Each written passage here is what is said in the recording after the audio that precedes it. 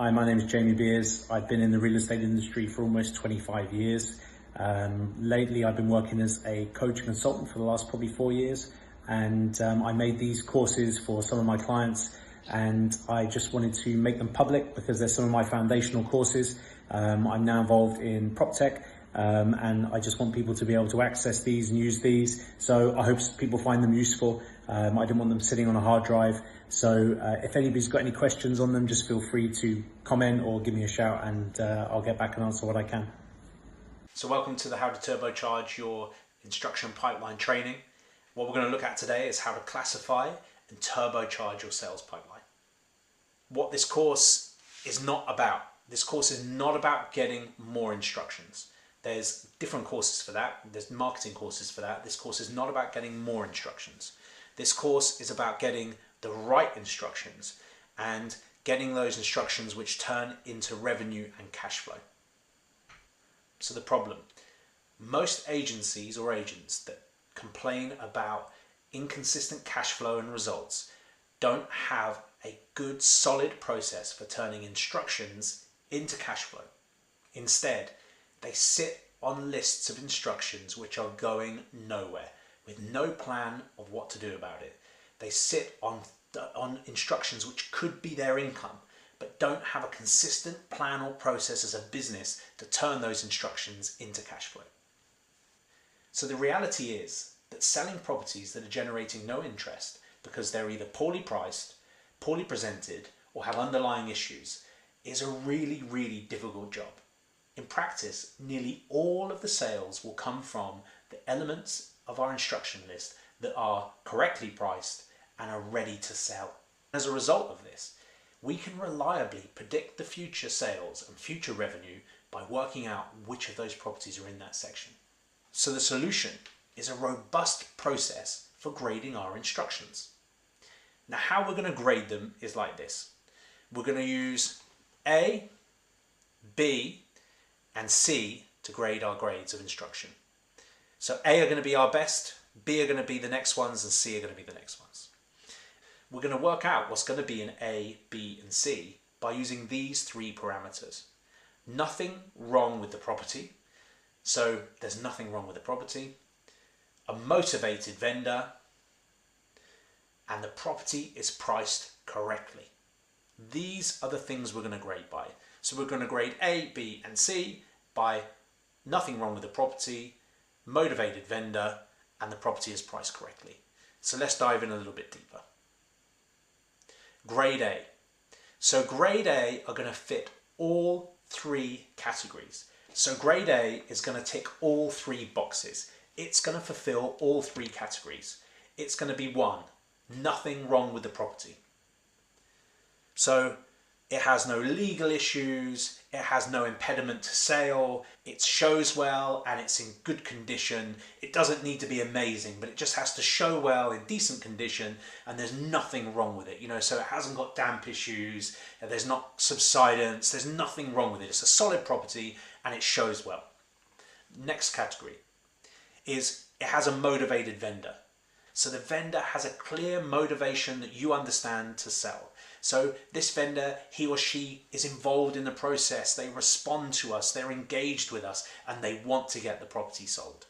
And the third one is that the property is priced correctly. And when I say a property is priced correctly, the test for that is that it attracts interest on a regular basis from buyers.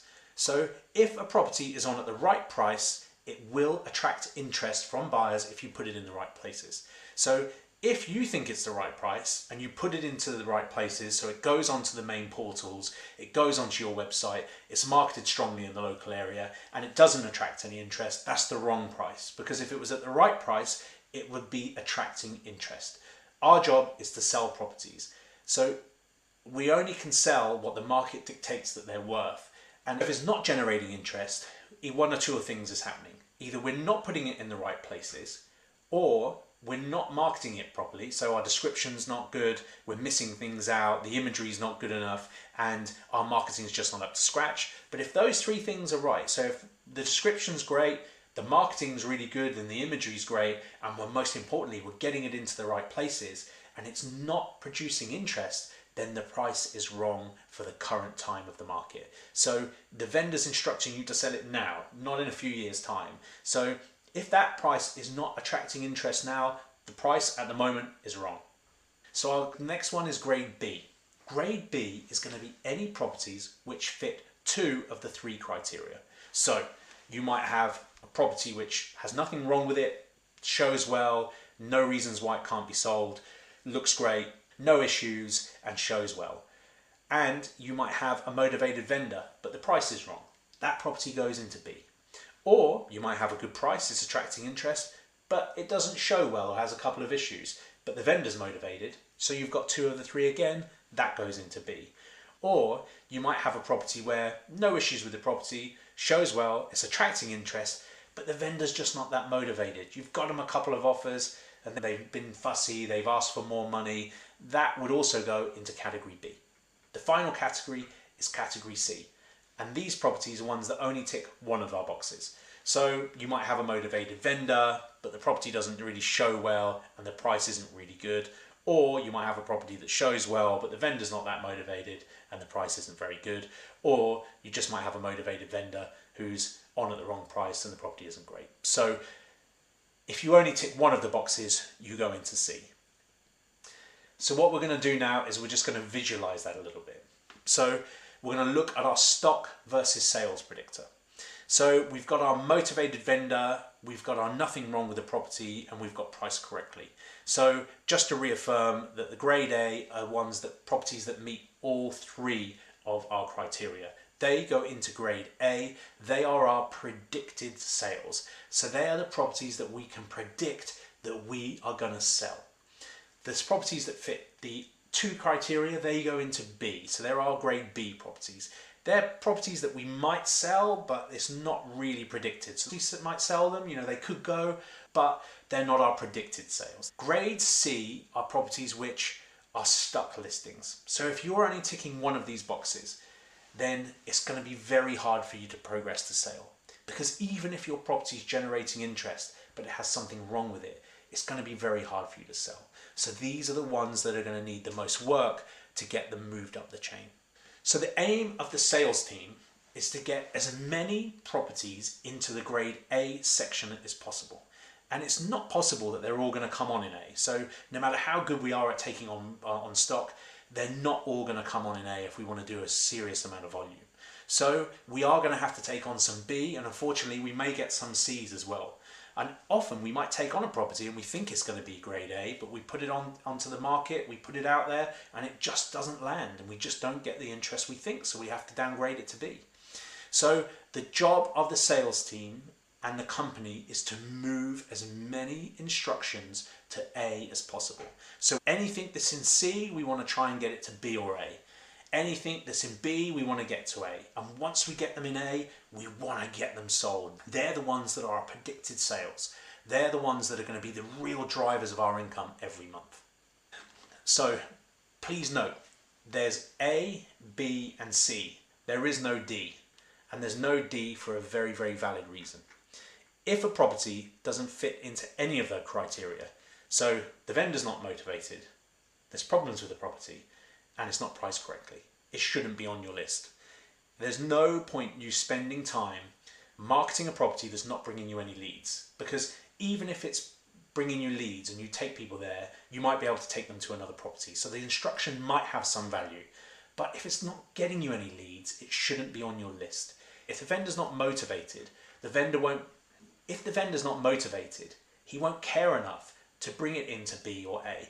So if he's not motivated, it's not bringing you any leads, it's not priced correctly, then get it off your list. So we've spoken about the sales team's job. Now what we're going to do is speak a little bit about the valuer's job. So the valuer's job is to bring as many properties onto the books that are going to go straight into A, worst case scenario B. We want to try and avoid the C's if we can. Now, when you're bringing on instructions, I've brought on instructions, and I'm sure anybody who's a valuer has, you brought on instructions that you really thought would fly, you get them onto the market, and for some reason the market just doesn't buy. Now, they're ones where they might end up in B. We hope they don't end up in C. But we don't want to be giving valuers a hard time, but we want to make sure that the valuers are motivated and are aware of these three things that they're aiming for, to be bringing properties on that are in band A as much as possible, and worst case scenario, they're in band B. And the sales team job is then to bring those properties from B to A and from C to B, or C straight to A. That's what we want to be doing, and all of our processes and functions should be built around making that happen. So now it's time to talk about creating your spreadsheet. So it doesn't have to be a spreadsheet. You can use your CRM. Your property software might allow you to split your listings into 3 categories or to add labels to your listings. But what you want to do with your list and your grading is make sure that your software or your spreadsheet, whatever you're going to use, allows you to separate all of your listings into 3 different categories: A, B, and C. So once we put our listings into those, we want to build our listings where we have the address and all the details we need, the price, and we want to know our fee. Now this is really, really important, because what I want you to do is calculate everything you've got in each part of your list. So you need to calculate the pounds and pence amount that you have in category A. You then want to calculate the pounds and pence amount you have in category B, and again in category C. So you want to have the total value of listings that you've got in each category on a running basis. So you know, okay, we've got 50 grand in A, 30 grand in B, and 40 grand in C. Then you know what you're working with. Once we have that, then what we do is we start running a monthly sales tracker. So when we sell properties, we place them under offer. We track which band they came from. So which category did those properties come from when we sold them? So when they were placed under offer, did they come out of A, did they come out of B, and did they come out of C? And what we're going to start doing is keeping a running total of the total that came on a monthly basis from each category. So if we sold 3 from category A, and that equates to £15,000, I'm just using very simple maths here, that would be recorded for this month. We sold 15,000 from category A. If we sold 1 from category B and that was worth 5,000, we would say 5,000 from category B. If we sold nothing from C, it would be 0 from C in this month. What we're going to do, I want you to start building up a picture on a monthly basis of the value that you get from each of these categories. So the amount of sales that you make from A, B, and C. These figures are going to be really important, because what you're also going to do at the end of each month is record the percentage of sales you made from each category. So in A, if you had 50,000 and you sold 25,000, that meant that you sold 50% of category A in that month. In category B, if you sold 5,000 that month and you had 25,000 available, it would mean that you'd sold 20% of category B. On category C, you sold 0, so 0%. And what we do is we record this every single month. I want you to record it month after month. And then what you're going to do is keep a running average percentage. So by the end of your first year, by the end of your first 3 months, you'll have an average, but by the end of your year, you're going to have a very solid average of what your annual average is percentage-wise sold out of each category. So you'll know if our average, we sell 50% of our category A stock every month. We sell 25% of our category B stock every month. So this will give you a real picture on where you need to get your stock to. But more important than that, it also allows you to forecast your cash flow, because you know from where your listings are within your categories how much it is likely that you're going to exchange on in 3 months' time. So if you know your average sale takes 6 weeks to complete, and on average you put under offer 50% of your category A properties every month and 20% of your category B, if you therefore take your total in each of those categories, work out what that percentage is worth, in 6 weeks' time, on average, you'll be earning that amount of money. For an estate agency, this is powerful information, because it's so hard to forecast cash flow and hiring and spending when we don't have any good metric to forecast how we're going to do. So this is absolute gold. This information is solid for you to build upon. And it motivates your team, because if you know your levels are getting low in category A, you know what your team needs to do to push to get there. And you can start forecasting your targets, because you can say, right, if we want to hit this year, on average, we're going to have this in category every month. So you're going to know how far away you are or how far ahead you are. It's absolute gold. And if you're worrying, I know this is a lot of information to take in. don't worry, you can use my free download to get all of this information, and you can replay this training as well, so you can go over these facts. If you need any more information, you can always drop me an email as well. Okay? So now we're going to look a little bit more in detail about how the valuer brings on the A grade instructions and this team moves B to C. So for the valuer, we really need not only for them to bring as many A instructions as we can, but we need them to set expectations for people who go into B or C, so that we can make sure that it's easy for the team to move these people, or easier for the team to progress these people into category A and into category B, to make sure that we can get these sales done. The sales team are going to need to diagnose the listings. So when these listings come on, we're going to project where they're going to go in. So when we get them on, we're going to say, yeah, I think this one's an A, I think this one's a B, or I think this one's a C. But when they perform, we're going to look at those, how they perform, to see do they need to go in there, and we're going to diagnose the problems. So the sales team needs to look and think, well, do you know what? We thought this was an A, it's actually a B listing, move it into B, and then do the work that's needed to try and find out what's wrong that's stopping it from being an A grade listing. We're going to use our data and we're going to use the feedback we get from buyers to make those diagnostics. And what we want to do is move those listings up. We want to improve the listing quality and move as many as we can into B and as many as we can into A, because we know that's where they're going to get sold. So how do we get more A grade instructions? You've got to do your research beforehand. If you're going in and you want to make sure you're getting things on at the right price, then you've got to do your research beforehand. You've got to know what the values are. What is the level that things are selling at locally? Not just the asking prices. You need to do your research to find where those things are transacting at. You need to sell yourself and the business ahead of time. This allows you to build up credibility with the buyer. If you haven't sold yourself before you get there, and then you want them to buy the opinions that you're going to give them, and you want them to think these opinions are really credible, because your opinions might differ from their opinions, you need to sell yourself and the company ahead of time to build that credibility. You can't rely on building the credibility all within the valuation appointment. You've got to lay the groundwork to make sure that you've sold yourself and the business ahead of time. The other thing you've got to do is make sure you cover all three categories fully when you're in the valuation or market appraisal. So you've got to make sure, don't just focus on the price, check the property. Are there any problems that you can see which could make it hard to sell? So price has got to be right, the property's got to be saleable. You know, if you see something like damp on a wall, or a badly decorated room, or a garden that needs work, or cracks, or whatever it is, make sure you think of that on the valuation and try and address it, because that could be a problem which leads to a property ending up in C or B rather than A. The other thing is making sure you're exploring the vendor's motivation, and that motivation makes sense to you, that they are really motivated to sell. You've got to have concrete reasoning for your value.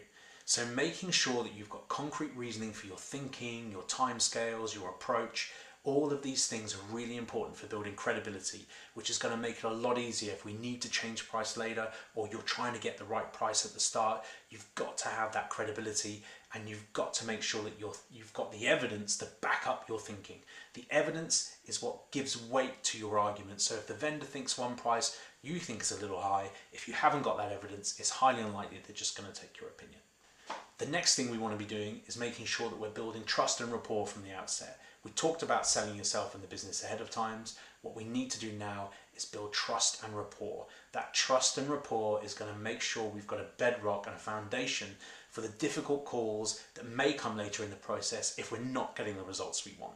So when you need to pick up that phone, or when one of your colleagues needs to have that conversation about changing a price or redecorating a bedroom, that trust and rapport is what those calls are going to be built on. How can valuers help the team move properties from C to B and B to A? Your valuers need to talk about your company's processes and why they work. If the vendors know that you've got a process and your company is structured and has a process to get properties sold, when your team then go back to that vendor, they think it's part of the process and they can refer to their process. Look, your property's in this position because this is happening and this is happening and this is how we fix it. If they believe in that process, they're much more likely to take the action that you and your team need them to take. You need to set expectations from the outset. So expectations about timescales, expectations about the amount of viewings, expectations about interest, expectations about how it's going to work. because if those expectations don't happen, it leaves space for you to have that conversation of things aren't working the way we thought, for some reason, we need to make adjustments. The valuers need to discuss the problems with overpricing, especially if the vendors want to go for a more aggressive price. Make sure that the issues around overpricing and the potential problems it can cause are discussed upon the valuation.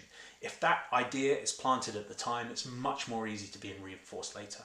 If it's not mentioned and all of a sudden, oh, we think the price is a bit high, and if it hasn't been mentioned before and all of a sudden the conversation comes up during the process that the price is a bit high, the vendor could think it's for other reasons and you're just blaming that.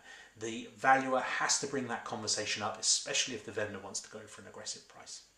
The valuer has to talk about the company and the team and the data that you use. So if on the valuation you've already discussed that it's a team approach, that all of your colleagues in the office are going to be working on it, it leaves space for them to call and for them to have these conversations, and they know that it's a team approach and there's many hands on it.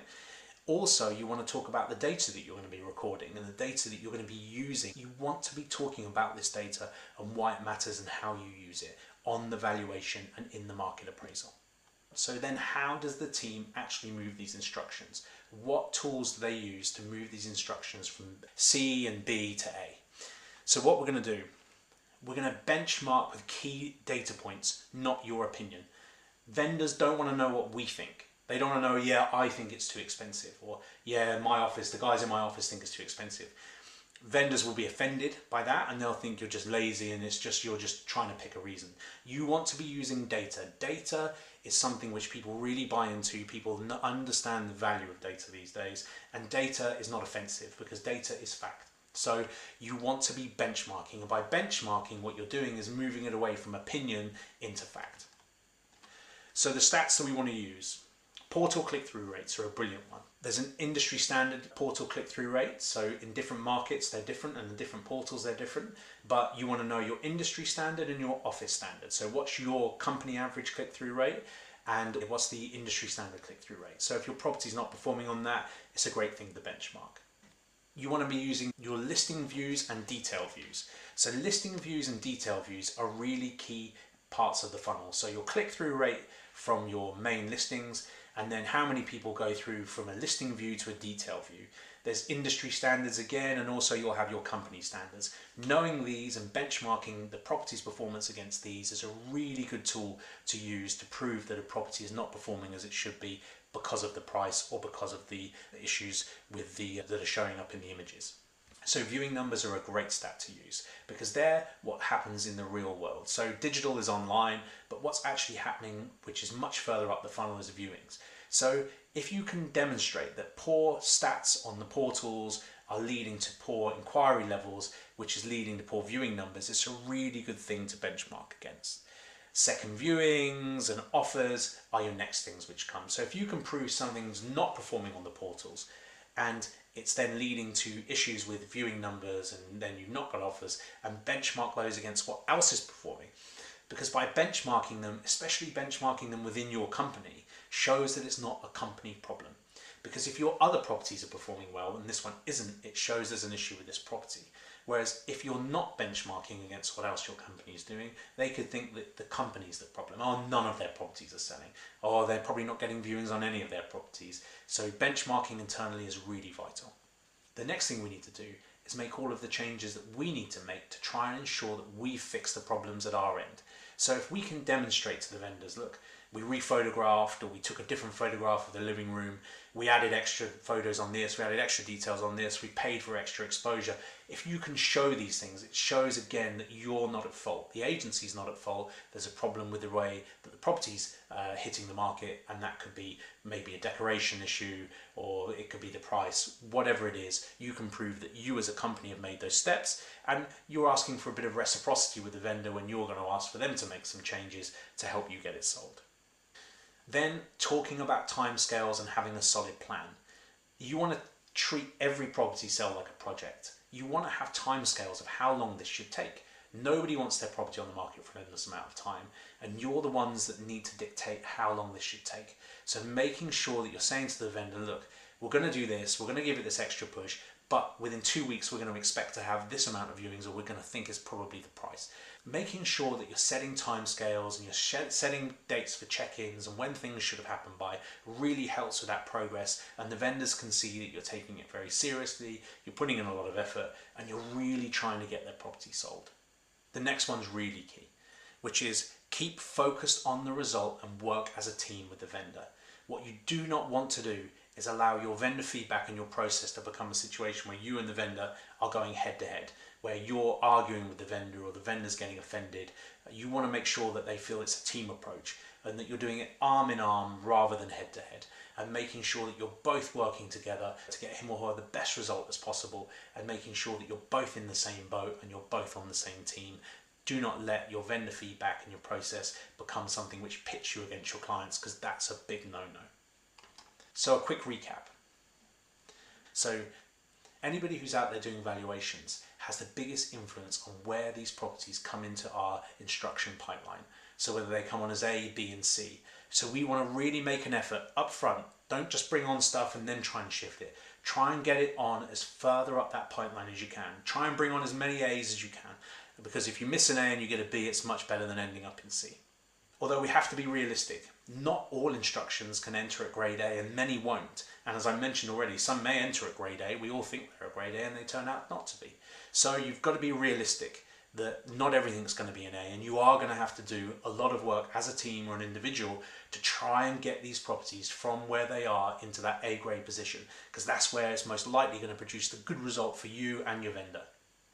The other important thing we've got to realise is, and I hope this really comes through, is that our income is always going to be a percentage of what we've got in A or B. If we're not looking at that percentage and we're not calculating these percentages, we're really just living in hope.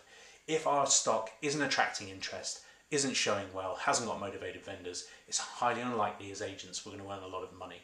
The more properties we have in A and the more properties we have in B that are moving to A, the more likely we are to meet our targets. The next thing is, I can tell you that waiting for properties to sell which are not attracting interest, which don't have motivated vendors and don't show well, is just blind hope. And waiting for something to happen, sitting there tapping our fingers, waiting for inquiries to come in, waiting for the market to change and float these prices which are too over optimistic, with unrealistic vendors who are not motivated, with properties that don't look good, that is the road to ruin, and you can't sit idly by waiting for things to change. Our businesses must drive a financial outcome, and every day the work we do should be trying to get towards that financial reality. So do not sit and wait. Grade your listings today, do that grading, build your spreadsheet, record your data, and really leverage your team around getting as many A-grade instructions as you can, and you're going to be a great success.